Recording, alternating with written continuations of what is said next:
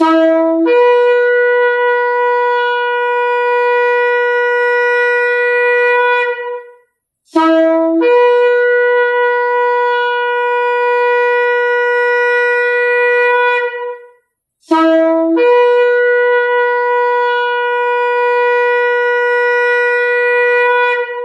RPK dimanapun Anda berada, Shalom, Beshem, Yeshua HaMashiach, salam sejahtera dalam nama Yeshua HaMashiach, dalam nama Tuhan Yesus Kristus, Juru Selamat kita.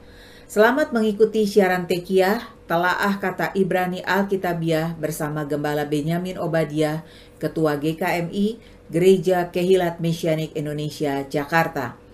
Siaran Telaah Kata Ibrani Alkitabiah ini dimaksudkan untuk menggali kebenaran Alkitab dari bahasa dan masyarakat Ibrani yang menjadi persemaian tumbuhnya iman Kristiani kita yang berasal dari tanah perjanjian Israel di Timur Tengah.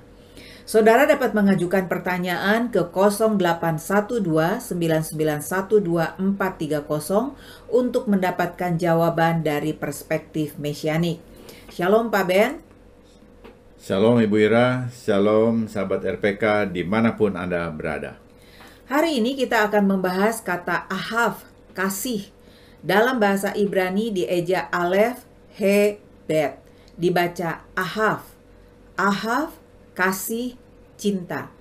Yohanes 3 ayat 16. Karena begitu besar kasih ahav Elohim akan dunia ini, sehingga ia memberikan anaknya yang tunggal, agar setiap orang yang percaya kepadanya tidak binasa, melainkan beroleh hidup yang kekal. Yohanes 21 ayat 20. Lalu Petrus ketika berbalik, melihat murid yang dikasihi, Raham Yesua itu mengikuti, yang juga duduk di dekatnya saat makan malam dan berkata, "Tuan, siapakah dia yang mengkhianati engkau?" Dari dua ayat yang dibaca ini, kata kasih ternyata dalam bahasa Ibrani atau Aramaiknya berbeda. Bagaimana hal ini dapat dijelaskan?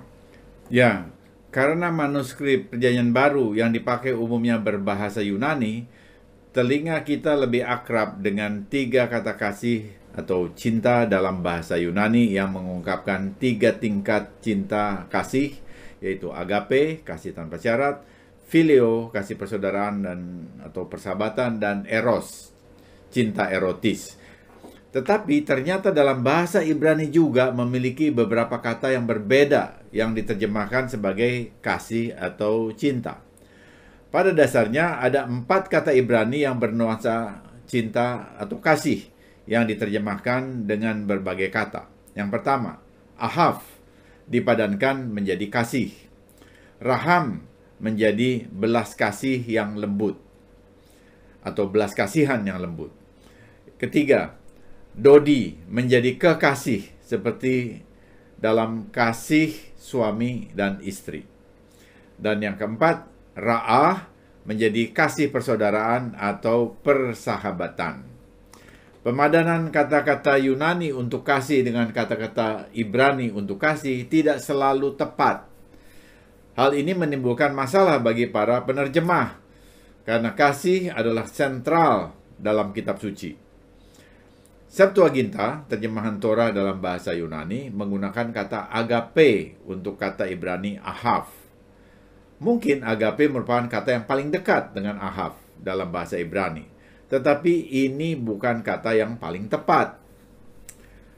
Kata ra'ah bernuansa seperti phileo, karena keduanya digunakan untuk persahabatan. Kata dodi dapat dalam konteks tertentu bernuansa seperti eros.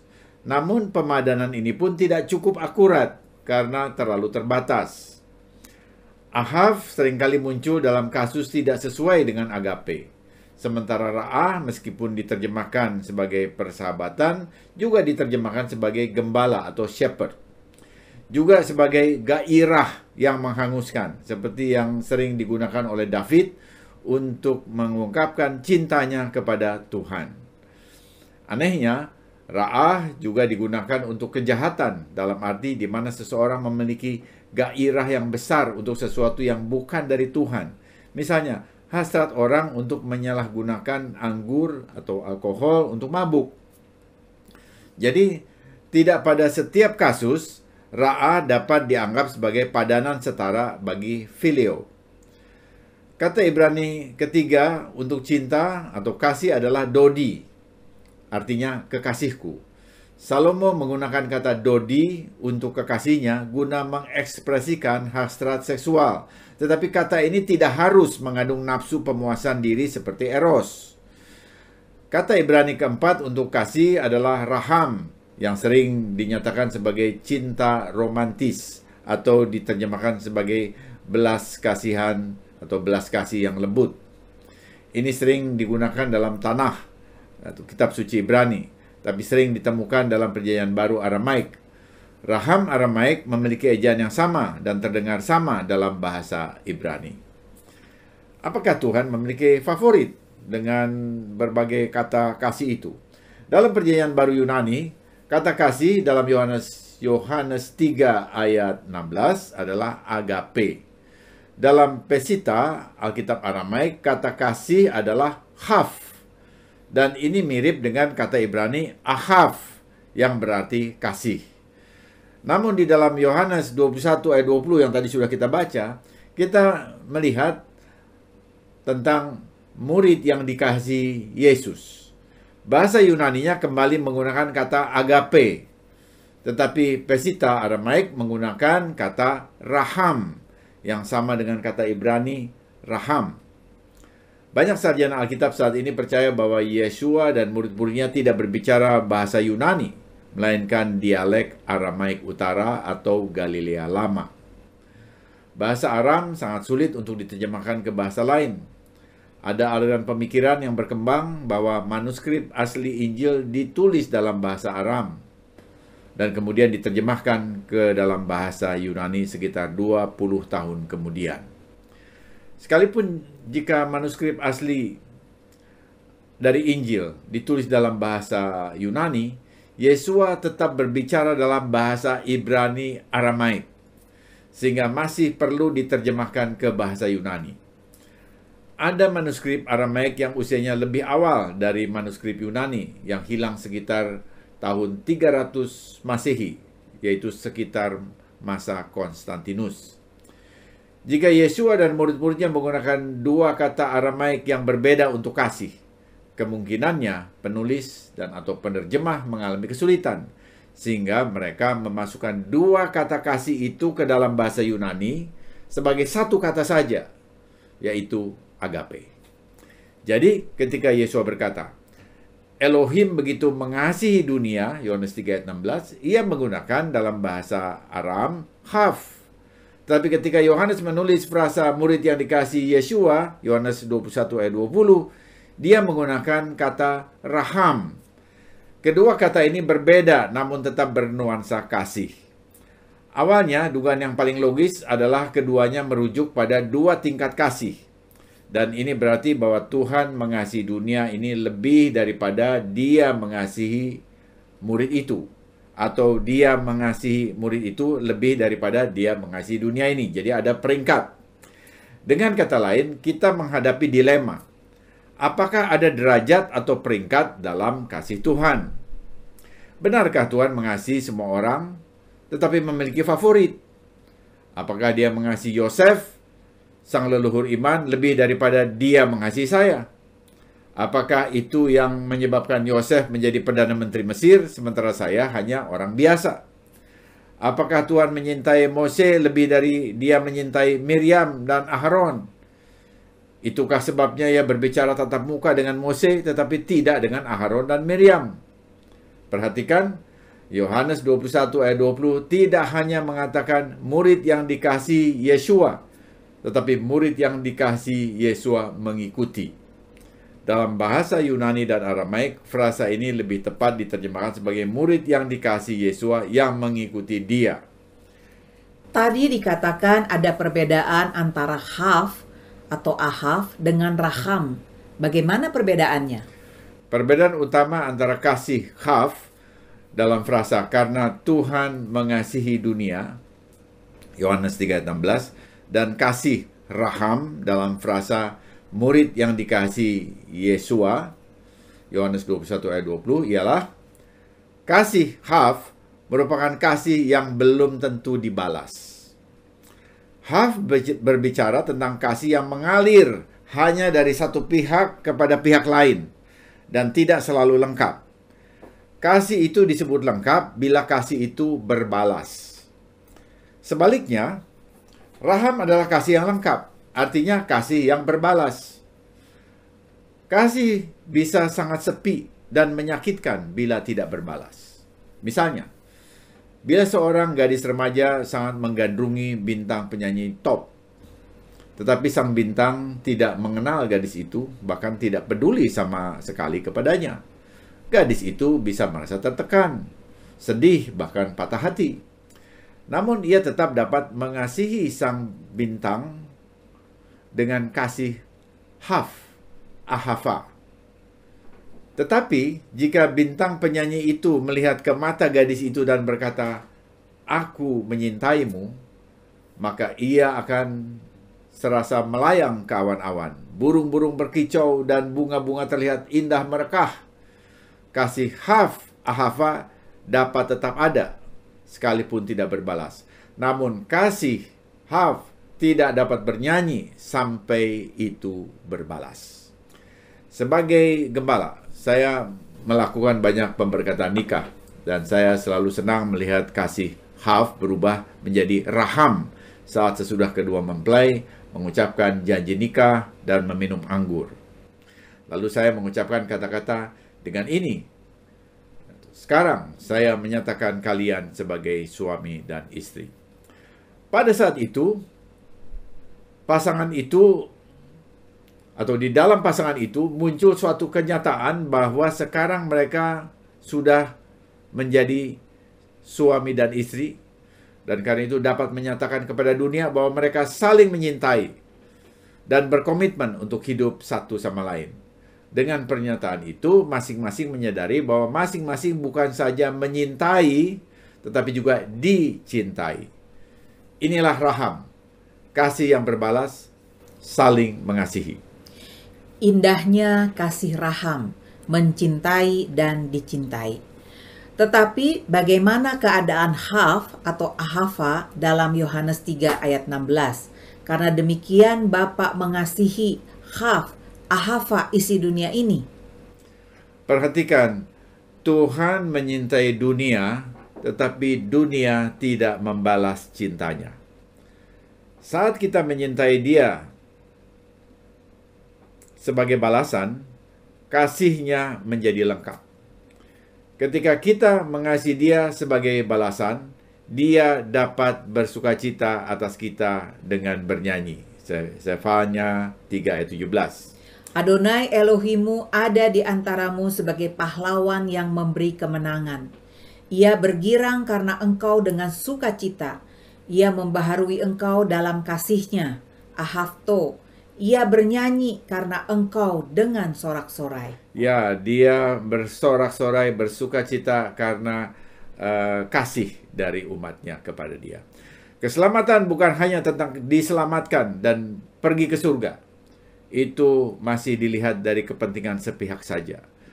Belum dari sisi Tuhan.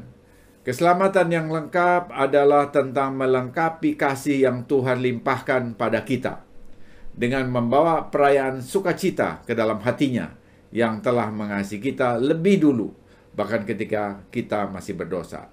Karena itu, ketika kita menerima tawaran keselamatan dari Tuhan dan berbalik kepadanya dalam kasih dan berkata, "Aku mengasihi Engkau, Tuhan," maka kasihnya menjadi lengkap dan ia diliputi sukacita. Mengapa para malaikat bersukacita atas orang yang bertobat? Karena seorang berdosa kembali mengasihi Tuhan yang lebih dahulu mengasihinya. Alasan yang sama ketika saudara menangis di pesta pernikahan. Saudara bersukacita melihat kegembiraan kedua mempelai yang telah menemukan satu sama lain dalam kasih dan berbagi kasih. Membalas kasih satu sama lain. Bukan Tuhan mengasihi satu lebih dari yang lain. Ia mengasihi semuanya sama. Namun hanya sedikit orang yang akan membalas kasihnya. dan melengkapi kasih-Nya, membawakannya bersukacita karena kasih-Nya, membangunnya dalam kasih itu, dan membuatnya bernyanyi gembira dalam kasih yang bersambut atau berbalas. Ketika kita membalas kasih Tuhan, sukacita yang sama mengalir dalam kehidupan kita. Dalam usaha memahami hati Tuhan, unsur yang penting, yang paling menentukan yang kita temukan bukan hanya dorongan di hati Tuhan untuk mengasihi dengan haf atau ahaf, tetapi juga kerinduan untuk dikasihi sebagai balasannya, raham. Dan ini jelas sekali dituangkan dalam perjanjian Sinai. Tuhan ingin ia balik dikasih oleh umatnya. Ulangan 6 ayat 5. Kasihilah Adonai Elohimmu dengan segenap hatimu dan dengan segenap jiwamu dan dengan segenap kekuatanmu. Kalau kita membaca ayat ini, terkesan Tuhan ingin dikasihi oleh kita, seakan-akan Dia selalu di pihak yang meminta, minta dikasihi, minta dipuji. Ya, kesan itu disebabkan karena kita hanya membaca teks saja. Tetapi sesungguhnya Dia mengasihi kita dengan kasih pengorbanan, kasih tanpa syarat. Ia tetap mau mengasihi sekalipun tidak dibalas. Bahkan Tuhan mengasihi kita lebih dahulu, disingkapkan oleh Rabi Shaul Paulus dalam Roma 5 ayat 8. Akan tetapi Tuhan menunjukkan kasih-Nya, ahava, kepada kita, oleh karena Mesias telah mati untuk kita ketika kita masih berdosa. Perhatikan, ketika kita masih berdosa, Bapa sudah mengasihi kita. Jadi Dia lebih dulu mengasihi kita. Sehingga wajar sekali bila Ia menghendaki kita balik mengasihi Dia. Sehingga terjadilah siklus kasih yang lengkap. Kita senang ketika kita dikasihi. Dan bahwa Mesias Yesus mati untuk mendamaikan kita dengan Bapa. Tetapi perasaan itu ternyata baru satu sisi. Masih berpusat pada diri kita sendiri. Gamblangnya masih selfish. Bagaimana agar kasih kita tidak selfish, hanya ingin dikasihi saja? Kita bukan hanya senang dikasihi, tetapi lalu tidak balik mengasihi Dia yang lebih dahulu mengasihi kita. Bahkan ketika kita masih berdosa. Ada dua hal yang perlu dilakukan agar kita tidak selfish. Hanya mau dikasih saja. Pertama, kita perlu mengasihi Tuhan dengan melakukan perintah-perintahnya. Yesua berkata dalam Yohanes 14 ayat 15, "Jikalau kamu mengasihi aku, kamu akan menuruti segala perintahku." Ini bahasa kasih Mesias Yesua. Mengasihi Dia bukan sekedar perasaan sesaat, tetapi dengan keinginan dan tindakan melakukan perintah-perintahnya. Yesua mengasihi kita dengan ungkapan dan tindakan berkorban sampai mati di kayu salib. Kita juga mengasihi Dia dengan ungkapan dan tindakan menaati semua perintahnya. Yang kedua, kita harus mengasihi Tuhan dengan tindakan melayani Dia. Ini kita lihat dalam dialog Simon Petrus dengan Yesua sesudah kebangkitannya dalam Yohanes 21 ayat 15 sampai 17. Yesua berkata kepada Simon Petrus, "Simon, anak Yohanes, apakah engkau mengasihi agape aku lebih daripada mereka ini?" Jawab Petrus kepadanya, "Benar Tuhan, engkau tahu bahwa aku mengasihi phileo engkau." Kata Yesua kepadanya, "Gembalakanlah domba-dombaku." Kata Yesua pula kepadanya untuk kedua kalinya, "Simon, anak Yohanes, apakah engkau mengasihi agape aku?" Jawab Petrus kepadanya, "Benar Tuhan, engkau tahu bahwa aku mengasihi phileo engkau." Kata Yesua kepadanya, "Gembalakanlah domba-dombaku." Kata Yesua kepadanya untuk ketiga kalinya, "Simon, anak Yohanes, apakah engkau mengasihi phileo aku?" Maka sedih hati Petrus, phileis, karena Yesua berkata untuk ketiga kalinya, "Apakah engkau mengasihi aku?" Dan ia berkata kepadanya, "Tuhan, engkau tahu segala sesuatu. Engkau tahu bahwa aku mengasihi phileo engkau." Kata Yesua kepadanya, "Gembalakanlah domba-dombaku." Sesudah kebangkitannya, Yesua menampakkan diri kepada Simon Kefa. Yesua bertanya apakah Simon mengasihi dia sebanyak 3 kali dengan memakai kata Ibrani ahafah. Mengapa 3 kali? Karena Simon Kefa pernah menyangkali dia sebanyak 3 kali. Yesua memberi kesempatan kepada Simon untuk bertobat, berbalik kembali kepadanya dengan mengoreksi sikapnya yang salah.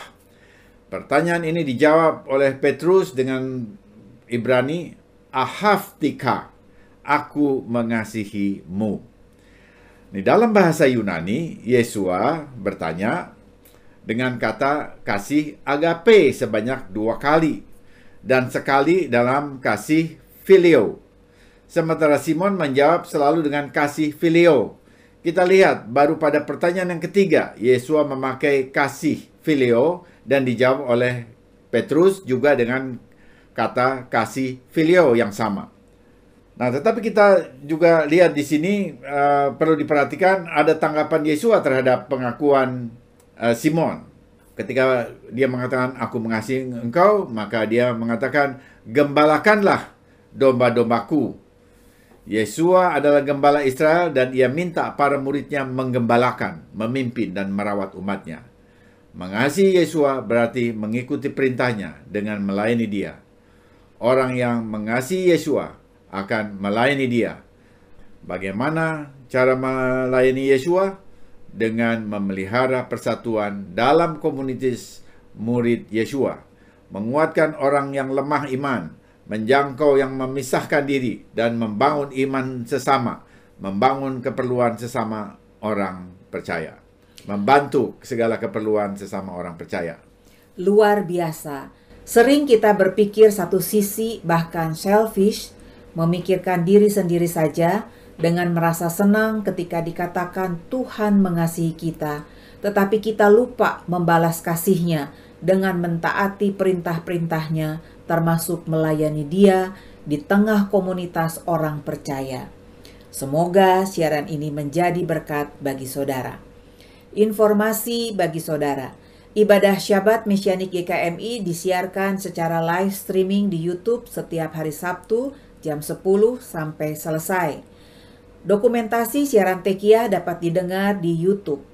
Subscribe, like, dan share kanal Kehilat Mesianik untuk notifikasi otomatis. Bila saudara diberkati oleh siaran Tekiah dan mau kembali memberkati siaran ini, saudara dapat mengirimkan dukungan dengan menghubungi Happy di 0811 910 814. 0811 910 814. Sesudah narasi ini kita akan mendengar lagu rohani Aku Mengasihi Engkau Yesus oleh G.A. Worship. Yesua mengatakan, jika engkau mengasihi aku, lakukan segala perintahku. Yohanes 14 ayat 15. Melakukan segala perintahnya berarti melakukan semua dan setiap perintah juru selamat kita, karena kita mengasihi Dia. Amin. Tiba saatnya saya Penatua Ira Obadiah dan Gembala Benyamin Obadiah mohon diri dari ruang dengar saudara. Sampai jumpa pada siaran mendatang. Yesua keselamatanku, Torah kesukaanku, menuju kepenuhan bangsa-bangsa. Shalom.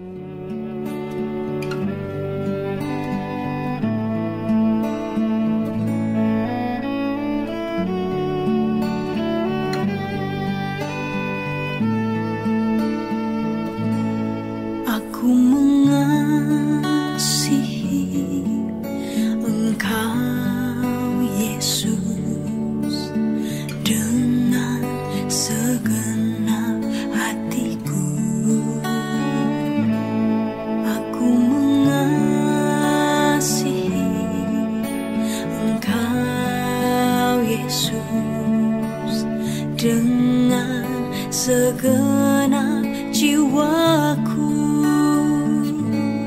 ku renungkan firman-Mu siang dan malam, ku pegang perintah-Mu dan ku lakukan.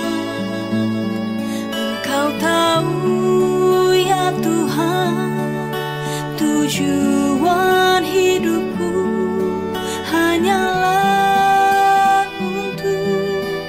menyenangkan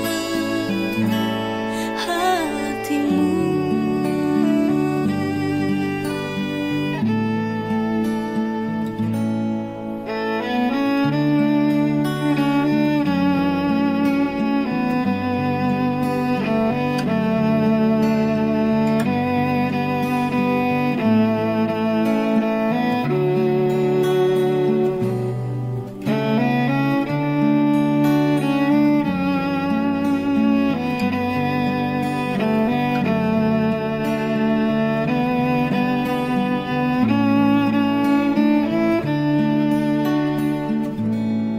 Aku mengasihi Engkau Yesus dengan segenap hatiku. Aku mengasihi Engkau Yesus dengan segenap jiwaku. Ku renungkan firman-Mu siang dan malam, ku pegang perintah-Mu dan ku lakukan.